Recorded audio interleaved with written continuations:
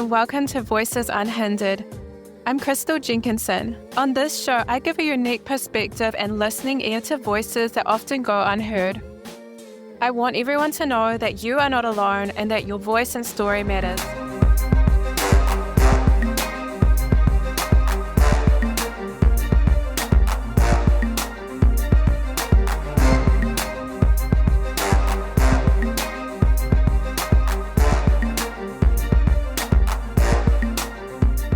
Today is going to be a different episode. I am doing a solo show and it's going to be about a topic that's quite sensitive. And also, I believe that a lot of people are dealing with this, but they don't necessarily know that that's what they're dealing with. So the topic is how to recognize and how to come out of a narcissistic abusive relationship. So you'll want to listen to this and take notes. It's actually really hard to know if someone you love is going through a narcissistic relationship in some ways because you kind of see the outside of the narcissist, but you don't see what they're like around that person. So narcissists are really good at shape-shifting. They're really good at pretending to be like a lovely, charismatic, like they might look like a really successful, confident person on the outside. But then when you get down to the nitty-gritty of who they actually are, when you're with them, and especially in an intimate relationship, you see a totally different side of them. They're actually really insecure. They are looking to control people. They have very limited, shallow relationships. They're not really good at going quite deep with people. And they kind of keep people at arm's length because they're insecure about who they are. So I've got 6 steps about how to come out of an abusive narcissistic relationship and how do you know that that's what it is. So when I was in a narcissistic abusive relationship, I didn't know that that's what it was. First of all, there was what you call the love bombing stage. Like this person was telling me everything I wanted. Like they were playing on every insecurity, every fear that I had. In my heart, I wanted a family. I wanted stability. I wanted protection. I wanted all those things that I never really got as a child growing up. I was raised by my grandparents and a solo dad, most of the time with my grandparents. They cared for me in their late 70s, and my grandma passed with cancer 5 years ago, so she was 90, and now I'm 30. I was 25 when she died when she was 90, so as I grew up, we were so close. How did I realize that I was in a narcissistic relationship? I felt like I was being used. So when I met this person, I was in a really kind of vulnerable state. I was living with my grandparents just out of high school, kind of not knowing what I wanted to do at uni, kind of just working, at KFC, like just a job, because I was like, I dropped out of uni after 1 year. I did 1 year and then I finished it. And then I was like, okay, I don't know where I want to go from here. And I met this person and kind of in that transitional phase. And my grandma, she hadn't been well for a few years before that, like with internal bleeding and things like that, was concerning me in the back of my mind. It's like I was so sad, obviously, for her. I hated seeing her suffer. I was always the one that would uplift others and encourage others. In the back of my mind, I was worried, like I'd be homeless if they weren't there. And I was I wanted a family. I wanted to not be a burden to anyone. And all these insecurities just started coming to the surface when I started experiencing these things at that age, at around 18, that kind of transitional age. And my dad was up in Wellington. He kind of had his own girlfriend and family. Obviously, my biological mum, I never lived with her, so she was out of the picture all my life. So then this person, I don't know why I was attracted to them. Like they didn't obviously have anything to offer me. What actually drew me in was they said to me that they're in a lot of trouble. They were an illegal immigrant. They had got married for residency. They actually didn't tell me they were married until I'd kind of already been sucked into their lives. Then they said, but it's not a real marriage. It was a marriage just so I could stay in the country. And that made me kind of I felt betrayed in a way. And then this person got deported. They actually went to Waikato prison. It's in Hamilton. And then, so I went up to see them before they went, obviously, because we were soul tied and things like that. They actually didn't live in my city. I actually went up to see them before they were deported. And that was just such a depressing time. And Then I went back to Christchurch, and no one actually said anything to me except my pastor kind of warned me that this person was, not the right person for me and things like that, and be careful. I kind of didn't listen. And then I went over, this person got deported to India. Here's me. I'm just going to expose myself a bit. I felt that was my job to help this person, and that was wrong because it was not my job to help this person, I realized at all. They got themselves into this, and I had, no business going near this person. But I helped this person get a divorce. So I went over to India and I brought the divorce papers, explained the process to them. And obviously they weren't that great at English. So I helped explain and write the divorce papers and bring it back to New Zealand. Then I came back to New Zealand and filed for a divorce for this person because they actually couldn't get divorced over there. And when I came back, I was pregnant.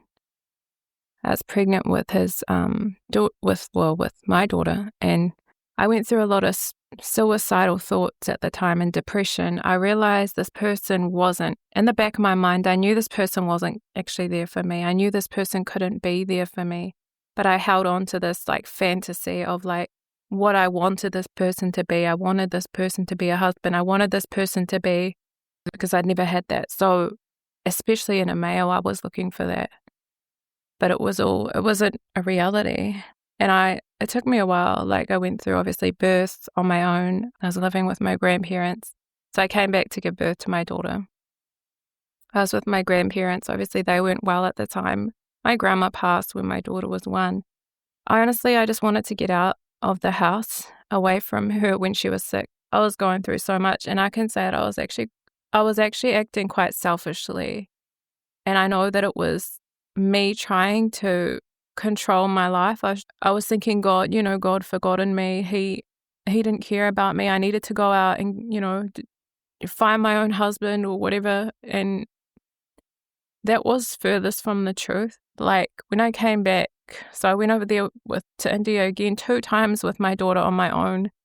And it was a roller coaster of emotions and things like that. I actually thought that I could have died a few times over there. I had a panic attack there. I had, there's just a lot, just giving you a little bit of background about me. I'm going through the stuff about how to identify a narcissistic relationship. So you feel like you exist to please this person without any reciprocity or real love. So you feel like you're giving your all to this person. It's like a brick wall kind of effect. You're giving yourself, but there's no love back, or if there is, there's a little bit, and then they just abuse you again emotionally or devalue you. And number 2 is you feel undervalued by this person. So you feel like they don't, they're not grateful. They don't care they don't care about what you've done for them. They don't care about. They just think that you're, there to worship them in a way. There's also a brainwashing that occurs over time. I realized that this person from the beginning, that kind of, it sounds real bad. They kind of groomed me to believe that they were the person, the thing that I wanted. Because of my brokenness, I attracted this person in the beginning.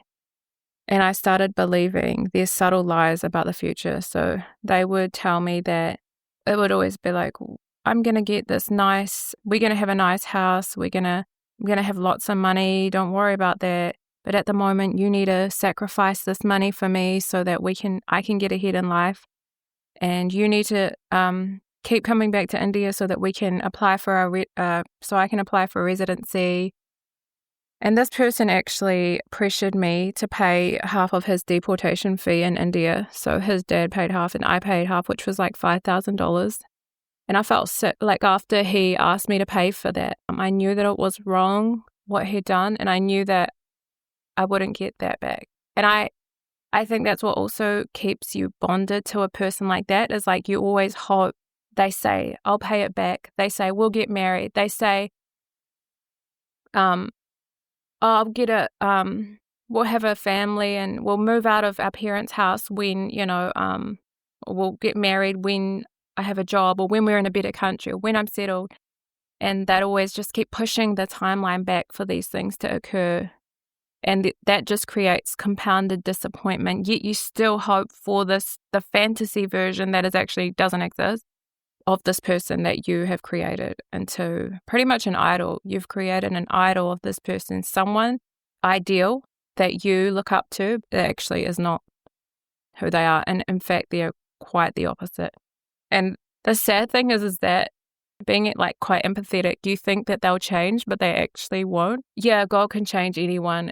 But for some deep personality stuff, even trauma and things like this, it can take ages and even if that person doesn't want to change, they won't. And a lot of them don't want to change. Like they're happy just, controlling people and being a leech to people and things like that. So with those lies that you have been believing, so they start brainwashing you, you allow them to brainwash you, and then your identity gets lost in who that person says you are. So that's number 4.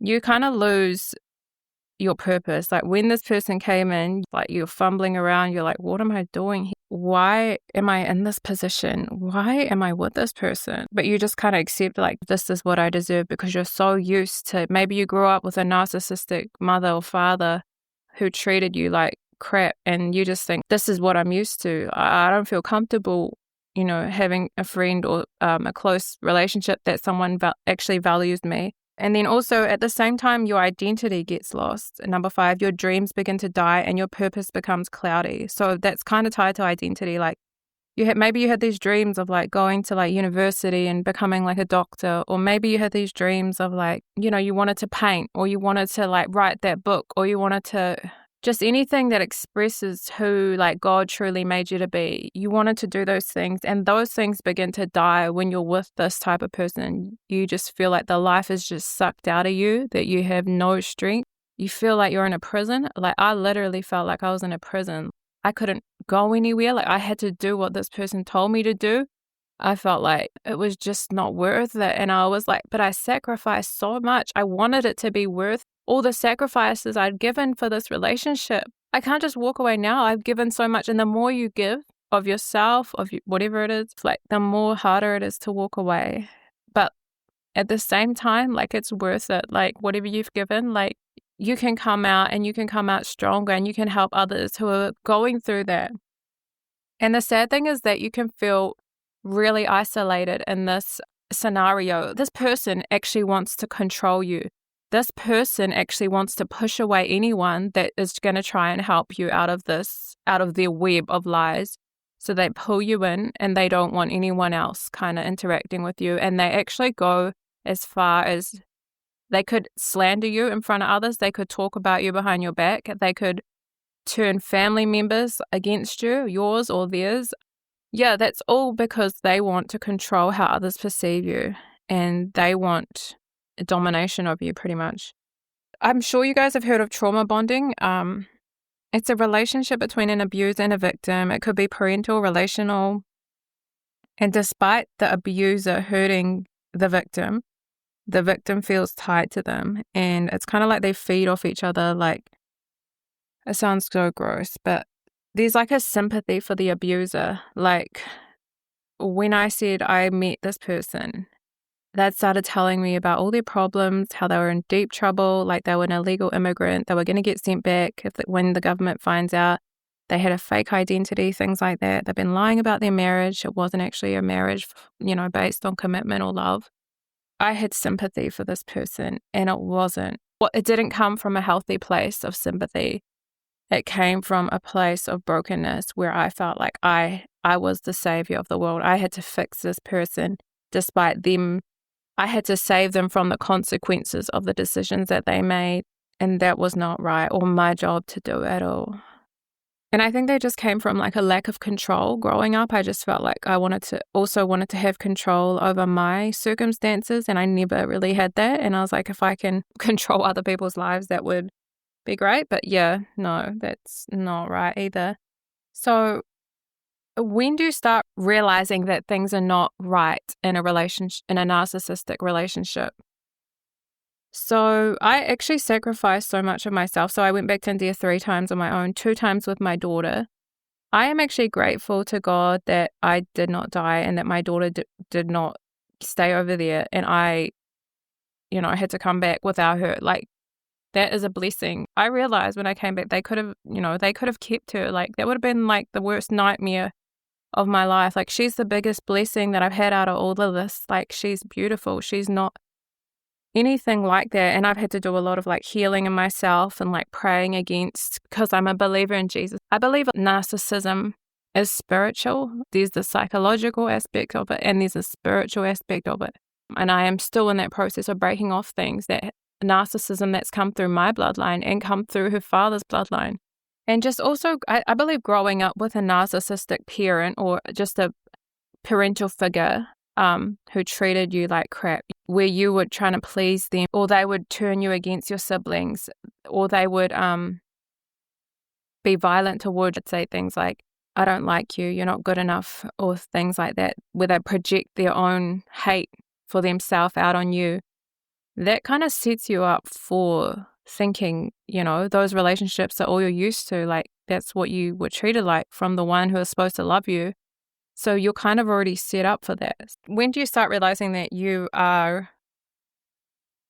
that things weren't right? So yeah, just when I was giving so much myself that I was literally suffering mentally, physically, emotionally, like I was suffering. And it was always about this person, like, and how I could help them, or how every conversation would be about them.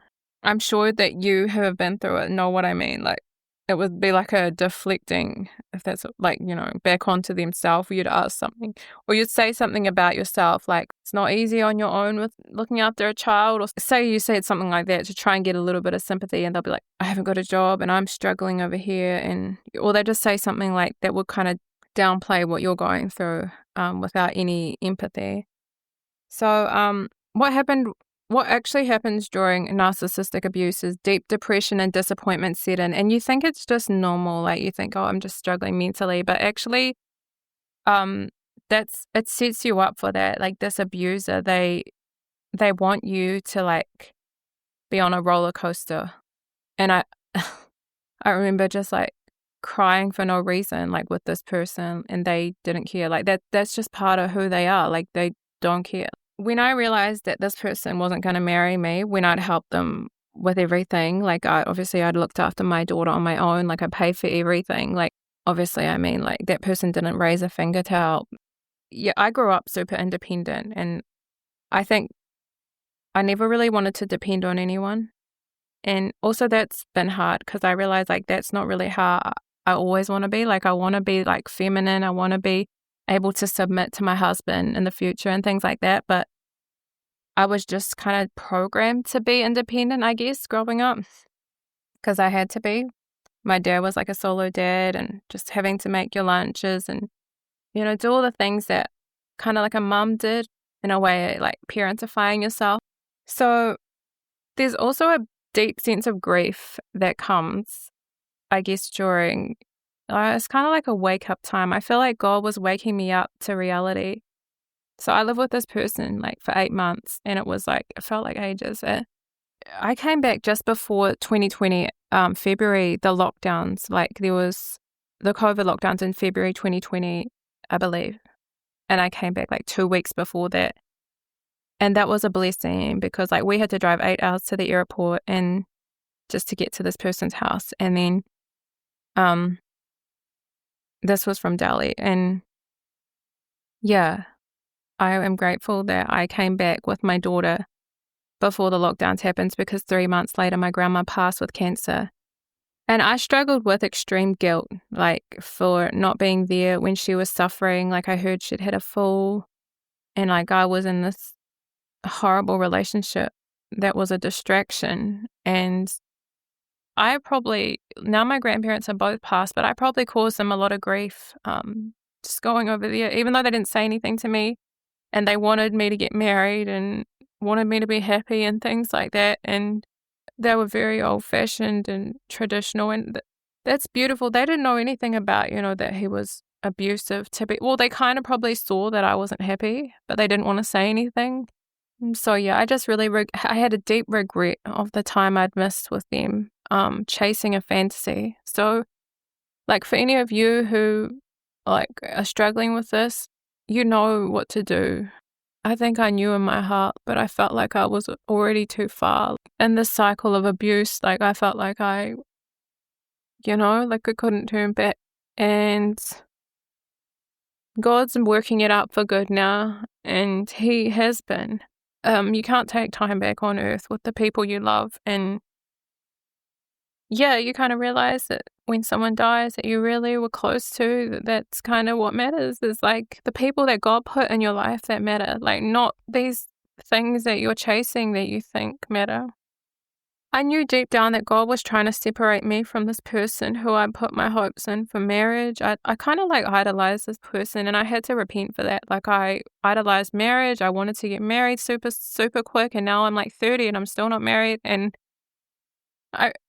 I thought that was, the most important thing in life, and I realized it's actually not. And I put it above God, and I found out the hard way. Yeah, so like I said, this person will separate you from those who care about you. Like he'll try and make them feel like everything's all good. Like he'll put on a front, like he or she, whatever. Like she's fine, but actually you're not fine inside. They'll kind of speak over you or speak for you in a way. And that kind of takes your voice and your identity. The same thing in voice identity.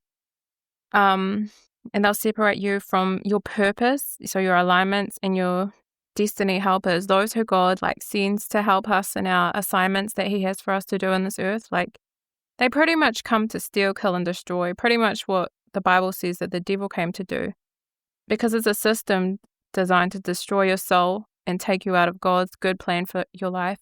In Jeremiah 29:11 it says, "For I know the plans I have for you, says the Lord, plans to prosper you, to give you a future and a hope, plans not to harm you." Sorry, I think I got some of that wrong, but you can go look it up. That's pretty much what it says. He has good intentions towards us, so anything that comes against that, or if we don't trust that and we're trusting in something else to help us with our plans, that's going against God. And actually it's destroying your life. With these kinds of people, I just wanted to talk about when you confront these people about promises or things they've said even to you, they will keep pushing back the timeline. They'll make excuses for why they haven't delivered or project their abuse back onto you. Like, what do I need to say sorry for? Or remember when you did this to me? Or I still need to get a job and then I'll do that. Or I still need to get further along in this, job or get more settled. Or the promises will be very broad and vague. Like they won't be specific, measurable. So you'll just keep, go around in circles with them, and they'll just keep making you go around in circles. Yeah, so you'll kind of go insane in a way. You'll think that you're losing your mind, and that actually makes them happy because they'll be like, haha, I can control this person. Yeah, that's part of gaslighting, making you question your reality. They also can threaten or curse you. So they might say something like, I'll do this for you if you do that. Or if you make this another big sacrifice in me, I promise that this time I'll do it. Or they'll say things like, actually, this person who I was with actually cursed me. So he said to me, if you get married to anyone else, she won't be my daughter anymore, talking about my daughter. And that is a horrible thing to say, and it's actually a curse. So I've had to break that off my life and come out of agreement with, obviously he doesn't deserve her to speak like that as well. And it's just designed to create fear in me and to stop me from moving forward. So that's what they'll do to you. They'll try and stop you from moving forward in life for anything that God wants for you. And I believe for many of you, God wants marriage. Marriage is a good thing. God created marriage. It's a covenant. Another thing is that when I was with this person, how others, they can't always see that it's narcissistic abuse, because they just see a little part of that nice part of them that they want others to see. And some of them will often advise you ill advice. They might intend good, but that's wrong, because you should marry this person. It's biblical, to get married when you're together in that way and you've got a child and things like that. And I wanted to get married, but obviously it wasn't God's plan, because like, why would we get married to someone that isn't like aligned with our values or our purpose? Like, God doesn't want that. Like, marriage is a covenant when you're both in agreement. Like, we weren't in agreement at all. And so that legalistic spirit where you're forcing someone to get married because you think that it looks like you're sinning to others, you don't want it to look bad or whatever, that's just the wrong motivations, full stop. Like, marriage should be to honor God. It shouldn't be to for anything. The whole relationship, whether we were married or not, did not honor God. So they have narcissistic people. They have a fear of losing control of you. They'll pop up inconsistently, like to say, I'm so sorry for that time. Or they'll try and reel you in with like your empathy. They'll play on that again. And it could have been like the last time you saw them. They just blew up at you. They just started abusing you verbally, emotionally. They just slandered you in front of like family members or like things like that. But they'll just be like, I'm so sorry, I was not in my right mind or whatever. You know, it's like they'll try to bring you back into that cycle. And they just want some more of your energy to feed on. And it depends how bad it is. But like, I have had to cut off people for that reason. One being obviously the biological dad of my daughter.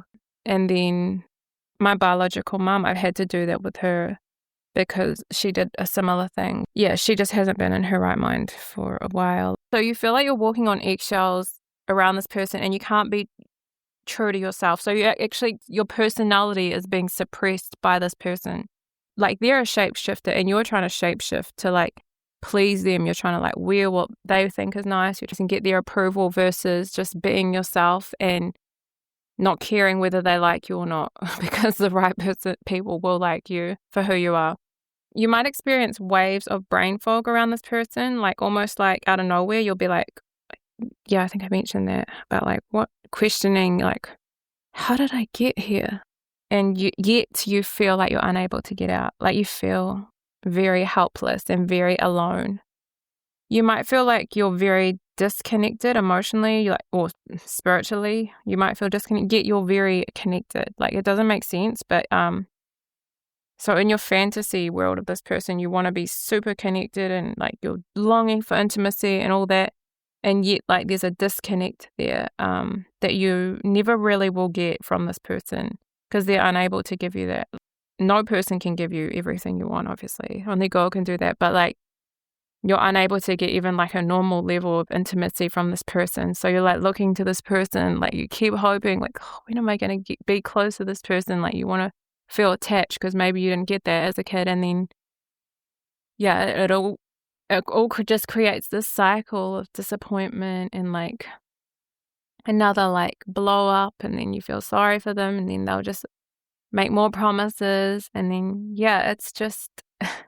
It's so good to not be in that place anymore, and just, I'm starting to find my feet I've been like free from that relationship for a few years now, but I just couldn't see it when I was in it, and I was just kind of blind to reality.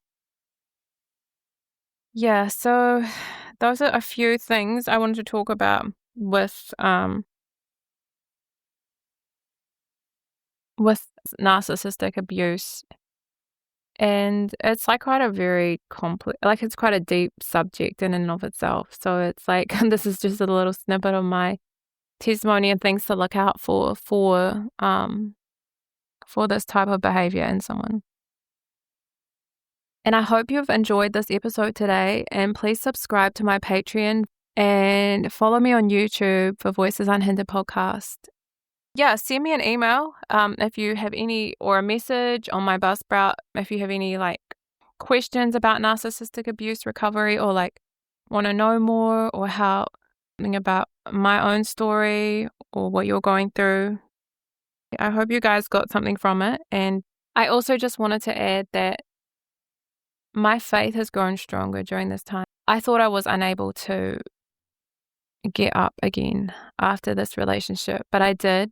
And I'm still going, it's just made me more aware of myself. I've grown in myself, and I've been more like loving to myself, because I've realized like a lot of the reason I went into that relationship wasn't my fault. Like, I was vulnerable. Like, I didn't have that covering or that protection from a male figure growing up. I didn't have like a normal functional family, and I had, traits of narcissistic abuse through the bloodline.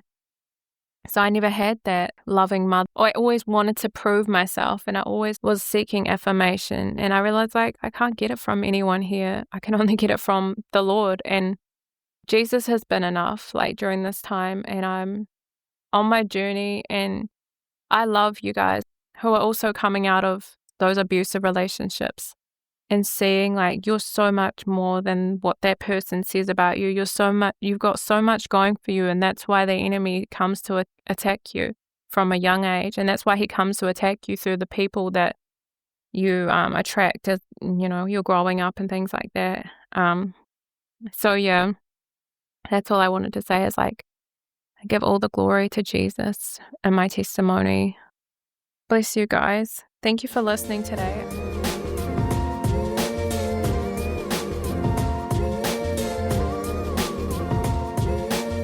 Thank you for listening to Voices Unhindered.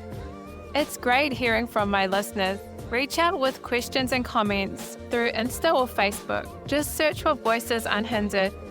I'm interested to know what other topics and voices you'd like me to bring on the show. Subscribe to Voices Unhindered on Spotify or Apple Podcasts to never miss an episode.